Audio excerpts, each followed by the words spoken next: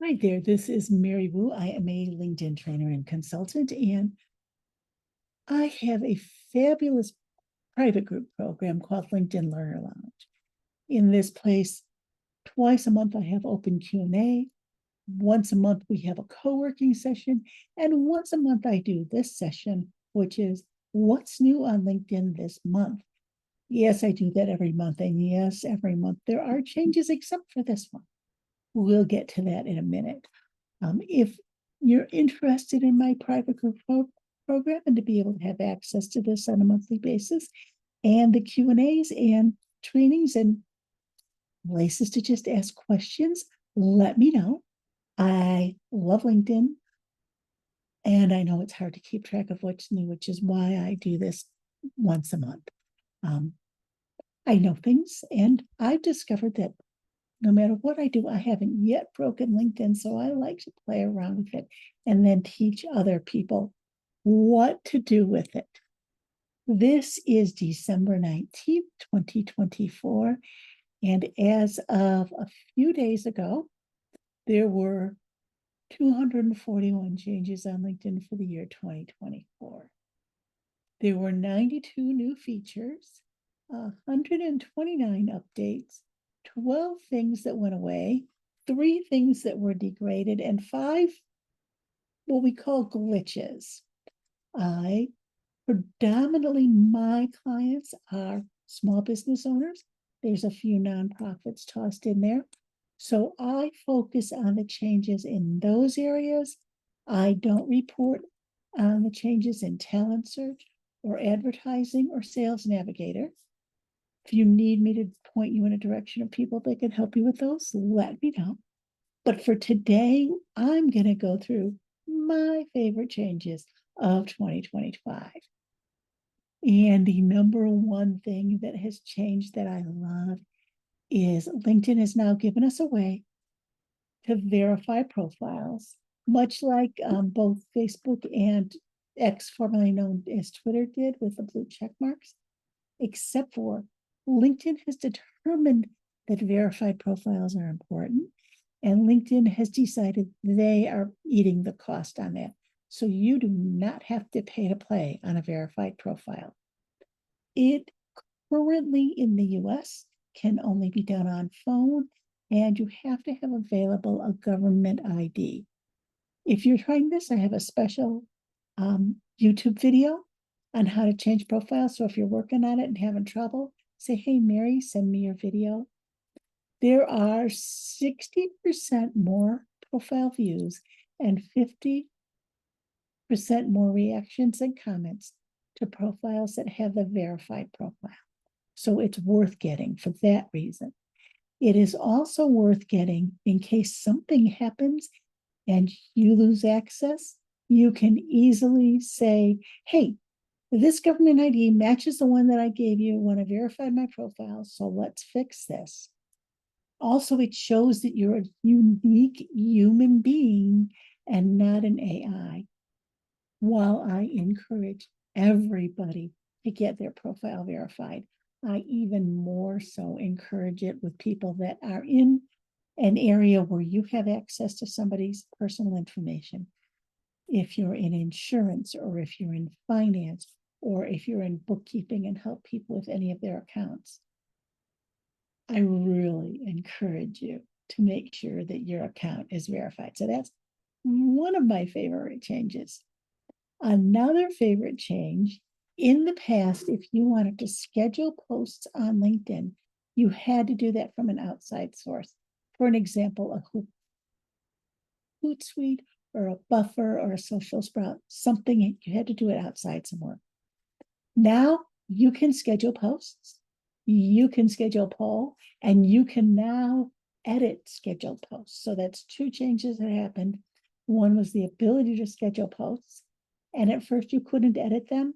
If you wanted to edit it, you basically had to remove it and replace it, but now you can edit scheduled posts. Another thing that is added is an analytics dashboard. The thing I love about this is that it encourages you to take 3 actions a week, that being posts, or engagement comments or collaborative articles, which is another change. So LinkedIn created these collaborative articles that they were encouraging people to write to, and they would give you a gold badge if you answered enough collaborative articles in certain areas with certain amounts of words or something. Basically, LinkedIn was asking you to give words so that the AI could borrow them. And they are still asking you to contribute to collaborative articles, and you can if you choose to. Remember, you're also feeding AI when you're doing that. So make that decision with that in mind. But now that top voice badge is gone, which is great. Nobody's fighting, nobody can fight anymore to keep doing the collaborative articles to get the badge. It's a vanity metric that didn't make sense, but people were running after it, and now it's gone. The blue badge is still there, and nobody knows how that happens, and that means something. If you see a blue badge that says LinkedIn Top Voice, follow that person. They're actually brilliant. I do not have one. Don't know if I ever will get one. The blue badge is gone. Makes me happy. Two other things that have changed that I love is there's a way to, when you're following somebody, to ring a bell and either get all or top of their notifications when they post. So they've changed it so it's not just, it might send you stuff. It will send, you can choose a level at which you want to follow that person by the bell. I'm not promising it always does what it says it will, though. Another thing that changed that was a positive change is that LinkedIn is encouraging events, and they even will recommend events to you if it sees an event it thinks you're interested in. This may or may not matter to you if you're looking for events to attend. If you create events and are looking for people to attend it, this could be a really good thing because LinkedIn will feed that to people who are looking for events.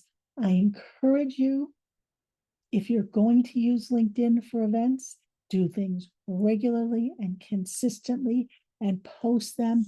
And the more engagement and people responding to the events that happen, the more LinkedIn will show the case that in their events. So they're promoting events. One thing that happened that I said it's a negative when I was making my notes, but it might not really. LinkedIn has sort of mostly done away with hashtags. I'm not going to actively discourage people that have a branded hashtag. So for instance, my client Beth with the digital magazine This Girl's Story uses the hashtag because girls have important things to say.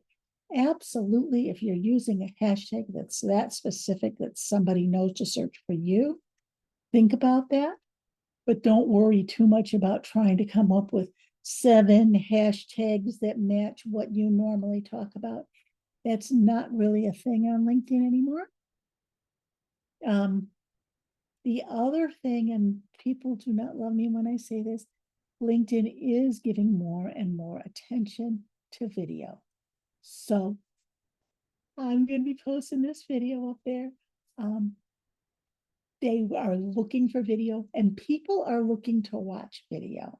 So think about it. Try to be comfortable doing video. Yes, I am going to post this video that I have made today with no lipstick on, and life will continue to go on. Guys never put on lipstick when they do video. So just for today, I have popped over some of my favorite changes from LinkedIn this year. Follow me and consider joining my group if you're interested in making sure that you keep up with the changes that you need to know.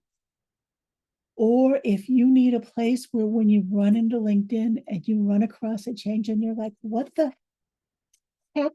The word is not heck. The word is never heck. What the heck are they doing now and what did they change? You would be able to have a place where you can go and have me and maybe some other people help you work your way around whatever changes they're going to give us, because they will give us changes, but LinkedIn is still the place to be. So if you want to be there and make sure you're getting some of up-to-date, consistent encouragement and training and a place to ask questions, ask me about my group. Have a fabulous end of year. I hope to see you around on LinkedIn in 2025. And if you are one of my group members, reach out and let me know what you might want to see from my group in 2025. Have a fabulous end of your year and a very successful and joyful 2025.